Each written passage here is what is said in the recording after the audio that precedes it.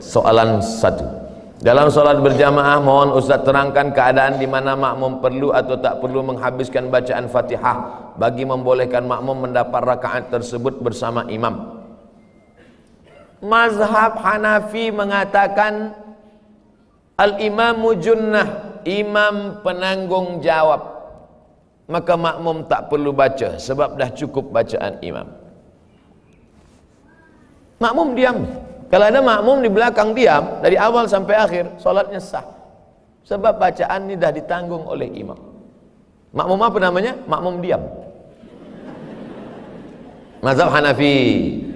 Mazhab Maliki, kalau imam ni baca jahar, makmum tak perlu baca lagi. Sebab dia dah dengar. Bismillahirrahmanirrahim. Alhamdulillahirabbil alamin. Arrahmanirrahim. Diam dia. Cukup. Sebab dia dah dengar bacaan imam. Maliki. Kecuali pada zuhur dan asar, dia mesti baca. Sebab dia tak dengar bacaan imam. Mana kita dengar? Mazhab Syafi'i, makmum mesti baca Fatihah. Dan saya pakai mazhab Syafi'i. Saya tetap baca di belakang. Solat zuhur saya baca, solat asar saya baca, solat maghrib, isyak, subuh pun saya baca. Bila Ustaz baca Fatihah? Selepas imam baca. Ghairil maghdubi alaihim waladdallin. Amin. Baru saya baca Fatihah. Bismillahirrahmanirrahim. Alhamdulillahirabbil alamin. Arrahmanirrahim sampai habis. Ini dia kata waktu habis. Macam mana cepat betul imam? Ayat apa dia baca? Yasin. Allahu Akbar. Oh, pendek betul baca imam. Bila kita sampai ke masjid, imam itu nak ruku, Allahu Akbar. Man adraka raka'atan faqad adraka salah. Siapa yang dapat ruku, maka dia sudah dapat satu rakaat. Maka bila kita masuk ke masjid, nampak imam nak ruku, kita terus saja maju. Tapi jangan terus ruku. Banyak juga makmum ni terus ruku, Allahu Akbar. Mana takbiratul ihram? Takbiratul ihram dulu. Allahu Akbar. Allahu Akbar. Mana Fatihahnya? Fatihah makmum ditanggung imam. Dalam mazhab Syafi'i sekalipun, bila dapat imam sedang rukuk, takbiratul ihram terus rukuk, sudah terhitung satu rakaat. Soalan 2. Jika imam tak menyedari solatnya batal atas sebab-sebab tertentu, bagaimana status solat makmum yang mengikutnya sehingga salam? Adakah makmum masih dapat fadilat pahala? Kita sembahyang, manakala imam sujud, Allahu Akbar, nampak di tumit imam apa tu? Cat. Orang Kuala Lumpur sebut cat juga, pen. Itu kalau ada di tumit atau di kulit, itu air wuduk tak masuk. Air wuduk bila tak masuk, wuduk batal. Kalau wuduk batal, solat batal. Maka kalau imam itu solat dia batal, makmum mufaraqah, memisahkan diri daripada imam. Selepas solat bagi tahu imam, tu imam, tu tumit awak. Oh, aku tak nampak tadi. Yalah, tumit mana nampak? Orang lain tengok. Sebab itu wuduk tu mesti kita tengok semuanya. Itu yang zahir. Bagaimana kalau kita tak tahu? Nahnu nahkumu bizawahir. Rupanya imam ni pula imam yang tak banyak belajar. Dia pula takut dan malu. Sebenarnya tengah sembahyang tadi dah keluar angin. Kita tak tahu. Dia tak bagi tahu. Maka kita tidak dihukum pada yang kita tak tahu. Takkan kita tanya, Tuan Imam, apakah tadi semuanya sukses? Mana kita tanya? Kita hanya hukumkan pada yang kita tahu saja. Yang kita tak tahu, Allah tak hukumkan pada kita. La yukallifullahu nafsan illa wus'aha. Kepelbagaian mazhab itu merupakan rahmat Allah. Bagaimana kita perlu meraihkan perbezaan fahaman tersebut? Saya dah jelaskan tadi. Bila imam membaca Fatihah, maka menurut mazhab Hanafi, makmum tak perlu baca karena imam sudah baca. Dalam mazhab Maliki, makmum tak perlu baca kalau imam baca jahar. Dalam mazhab Syafi'i, makmum tetap baca walaupun imam dah baca. Sebab mazhab Syafi'i berpegang pada hadis la salata liman lam yaqra bi Fatihatil Kitab, tak sah sembahyang bagi sesiapa yang tak baca Fatihah. Saya sampaikan 3 mazhab, tapi saya jelaskan dalam perkara ini saya berpegang pada mazhab Syafi'i. Kenapa Ustaz sampaikan 3-3 tadi? Kenapa Ustaz sampaikan 3? Kenapa Ustaz tak sampaikan 1 saja? Saya nak jelaskan, bila nanti tuan-puan sembahyang di masjid India, kebetulan yang bagi tazkirah itu ada ulama dari India, diterjemahkan, translate pakai bahasa Melayu. Nanti dia jelaskan, apa kata ulama yang dari India itu bagi tazkirah. Kya hal hai ठीक है कुछ dia bagai dia sampaikan. Kata dia, bila kita sembahyang kita tak perlu lagi baca Fatihah, sebab imam dah baca Fatihah. Nanti jamaah ni confused. Sebab selama ini dia tahu bahawa makmum ni mesti baca Fatihah. Kenapa ulama dari India ni kata tak perlu baca Fatihah? Tapi bila saya dah jelaskan di sini, mereka tidak akan saling menyalahkan. Oh, patutlah dia cakap tak perlu baca Fatihah, sebab dia dari India, dan India itu majoritinya adalah mazhab Hanafi. Apa maknanya? Dari maghrib ke isya 45 menit kaji fikah 4 mazhab. Yang kita amalkan tetap Syafi'i. Apa guna yang 3 ini? Supaya kita menghormati perbezaan kepelbagaian mazhab fikah. Saya alhamdulillah di Maghribi 2 tahun. Mereka mazhabnya Maliki. Di Kaherah pula masa tahun 1 belajar fikah kepada Syekh Najjar, Syekh Fatah Najjar. Mazhab dia Hanafi. Di kitab tu dia tulis, lelaki perempuan yang bersentuh kulit tak batal wuduk. Masa tu saya orangnya keras sikit. Buku tu masih ada di rumah. Saya tulis di situ, saya tak bersetuju. Dia cakap, lelaki dengan perempuan bila bersentuh kulit la yubut lamsur rajul lil mar'ah la yubutilul wudu. Saya tulis kecil di situ, la wafik, saya tak setuju.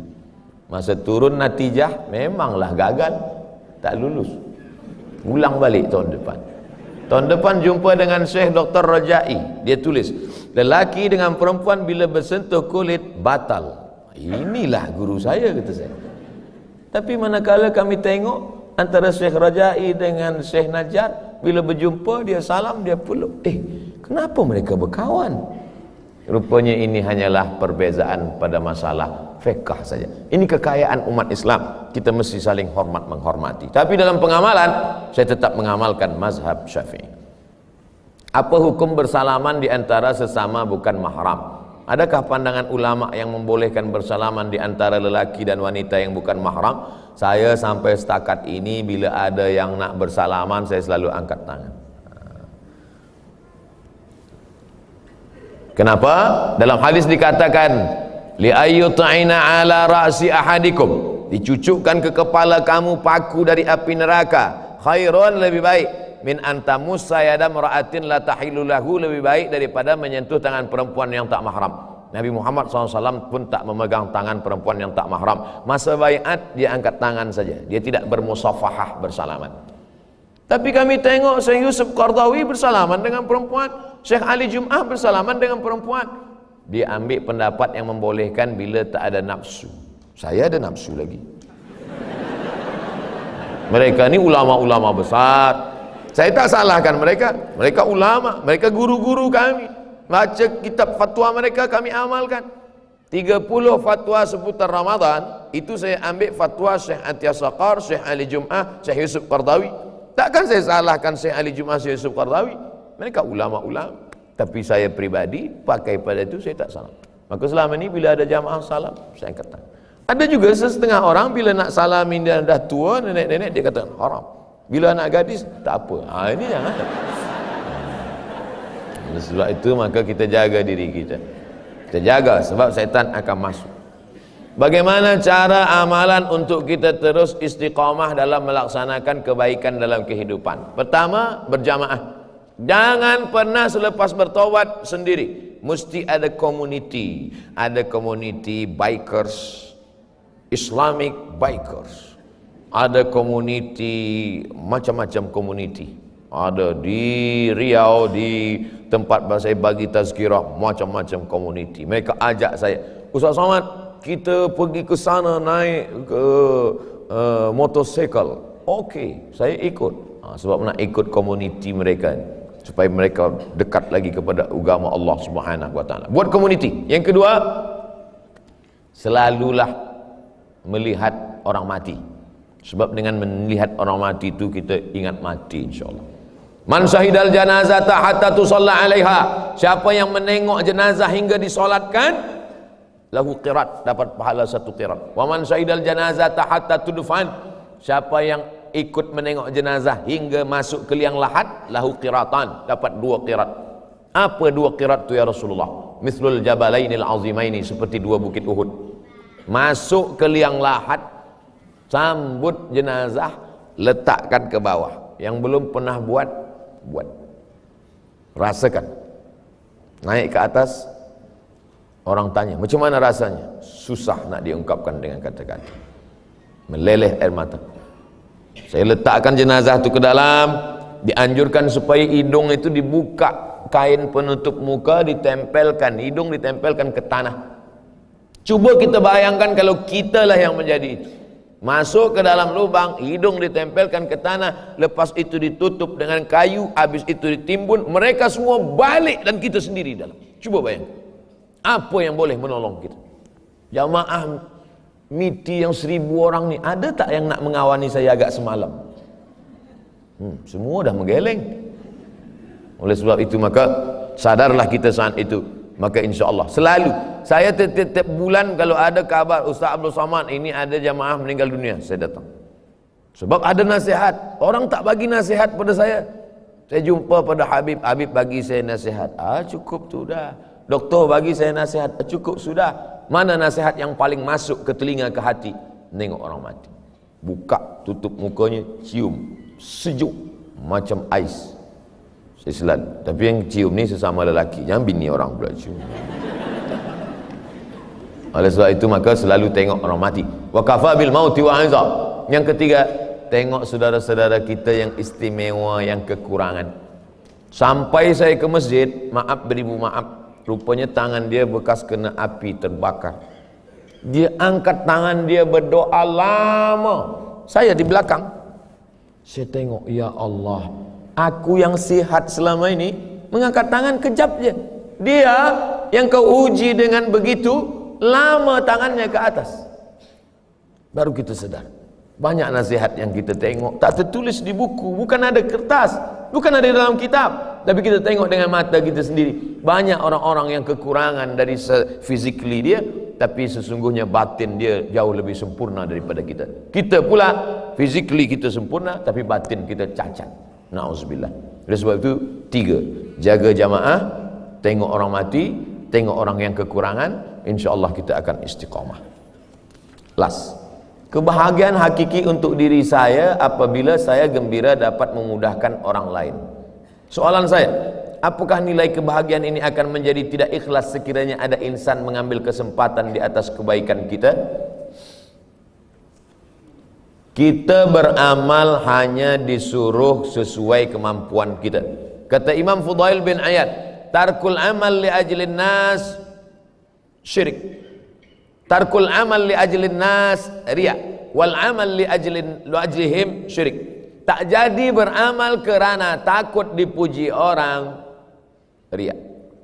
Masuk masjid, masuk surau Al-Rahman, nak salat sunat tahiyatul masjid, tengok kanan banyak kawan, tengok kiri banyak kawan. Tak jadilah. Kenapa awak tak jadi tahiyatul masjid? Saya takut dipuji kawan, riya. Jadi bagaimana? Laksanakan saja.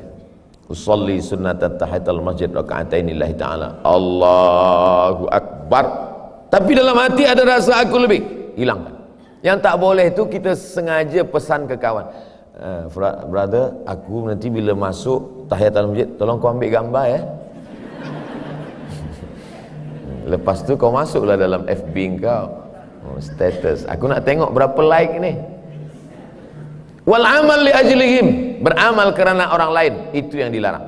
Kita buat saja apa yang kita buat. Kerana kalau kita nak selamat dari kepentingan orang banyak, selamat dari cakap orang, kita tidak akan pernah beramal. Yakinlah itu. Pemuda-pemuda belia, orang yang baru taubat pergi ke masjid, dipuji orang. Oh, awak rajin sekarang ke masjid. Esok dia tak ke masjid lagi, takut dipuji orang. Ustaz Somad, saya tak ke masjid lagi. Sebab apa? Takut dipuji orang. Pergi ke masjid, langkahkan kaki, pergi berinfak, senangkan orang lain, mudahkan urusan orang lain. Siapa orang yang paling bahagia? Orang yang membahagiakan orang lain. Mudah-mudahan kita termasuk orang yang membahagiakan orang lain, insyaallah. Amin ya rabbal alamin. Mohon bahan sumbangan tabung surau Ar-Rahman. Apa tanda orang bahagia? Maka dia membahagiakan orang lain. Apa tanda dia bahagia? Maka dia ikhlas memberikan apa yang boleh menolong agama Allah. In tansurullaha, kalau kau tolong agama Allah, yansurkum, Allah akan menolong kamu, memudahkan urusan kamu. Maka dia bagilah sebagian daripada hartanya, kerana itulah yang akan kekal abadi. Kalau di dalam poket dia ada 1.000 ringgit, yang dia keluarkan 100, yang dia bawa mati yang 100 itu apa yang 1.000? Saya ulang sekali lagi. Kalau di dalam poket dia ada 1.000 ringgit, yang dia serahkan ke surau Ar-Rahman ada 100. Kalau dia mati, yang dia bawa yang 100 itu apa yang 1.000? Yang 1.000 itu akan tinggal, diambil ahli waris, habis. Maka serahkanlah sebanyak-banyaknya ke surau Ar-Rahman. Itulah yang akan Tuhan bawa mati, menolong. Tak percaya cakap saya? Tunggu malaikat maut datang. Itulah mana iman. Itulah iman. Simpan. Ustaz Abdul Somad, kakak saya itu masa dia hidup dulu, bila dapat duit dia beli emas, bila dia dapat gaji dia beli emas, bila dia dapat dia beli emas. Saya tengok, mata saya menengok emas dia satu cuci tangan. Tempat basuh cuci tangan tu, itu emas semua isi. Saya tanya, mana emas tu sekarang? Habis diambil laki dia untuk bini baru. Saya bukan nak takut-takutkan puan. Maka kalau ada emas-emas tu sekarang, bagilah ke surau Ar-Rahman. Kalau tak percaya, cubalah. Tuan-tuan dah siap kan? Mereka malu je sebenarnya. Sekarang boleh gelak, tapi di jalan dia berfikir, betul juga kata Ustaz. Tapi jangan sebab ni nanti balik berkelahi pula. Adinda, mana T.O. abang? Buatlah sendiri. Patut mata engkau tajam tengok gelang aku ya. Tidak, niat saya baik, bukan niat nak buat orang bergaduh. Di akhir majlis, mari kita sama berdoa kepada Allah, mudah-mudahan kita istiqamah dan mati husnul khatimah. Ala hadhihi niyah, untuk niat yang baik ini, Al-Fatihah. A'udzu billahi minasyaitonir rajim. Bismillahirrahmanirrahim. Alhamdulillahi rabbil alamin. Ar-Rahmanir Rahim, Maliki yaumiddin. Iyyaka na'budu wa iyyaka nasta'in. Ihdinas siratal mustaqim, siratal ladzina an'amta 'alaihim ghairil maghdubi 'alaihim waladdallin. Amin. Allahumma ja'alna minas su'ada al-maqbulin. Jadikan kami orang yang berbahagia kerana amalnya diterima Allah. La ta'ja'alna minal ashqiya al-mardudin. Jangan jadikan kami orang yang sengsara kerana amal tak diterima Engkau ya Allah.